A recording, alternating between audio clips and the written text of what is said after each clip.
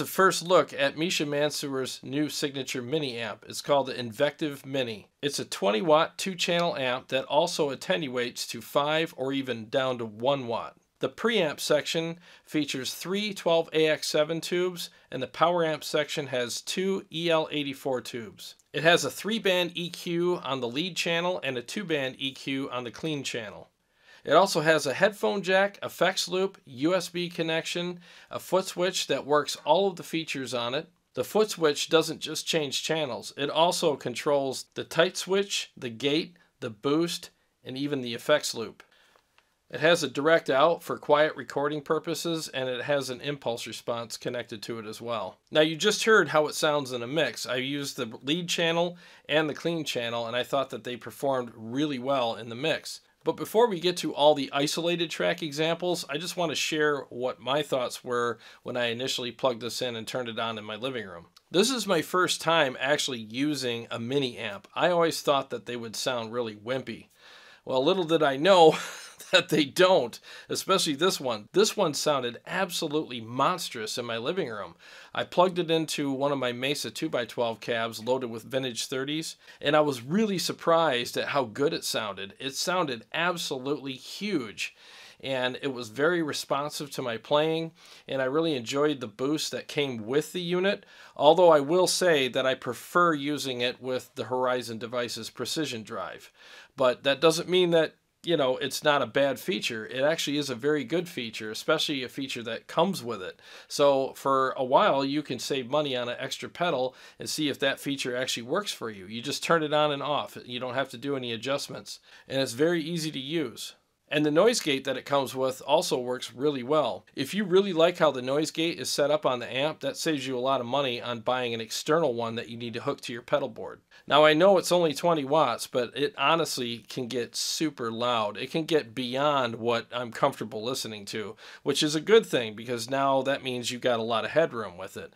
And if you want to play quietly but still have that really good kind of pushed feeling in the amplifier so it actually responds really well and sounds great, you could just turn it down to 5 watts or even 1 watt, and it sounds really good on those settings as well.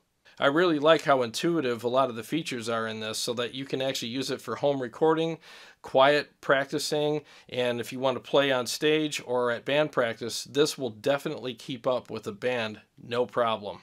I really enjoyed the clean channel a lot. Even without chorus and reverb and delay and all the stuff that we like to put on our clean channels, this one has a very nice warmth to it, and it also has a nice chimey top end, so all of your notes stick out really well, but there's nothing that really hurts your ears. Yes, you'll probably still want to put a compressor there just to make things a little more responsive and add some sustain, but not because it needs to squash down all of the highs so that it doesn't pierce your ears.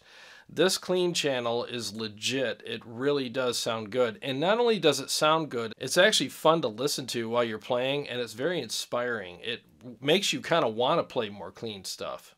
Now, as far as channel 2 is concerned, there's plenty of gain and plenty of aggression there, especially when you push it with either the boost that comes with the amp or an external boost pedal, which in this case I use the Horizon Devices Precision Drive, which is one of my favorite pedals.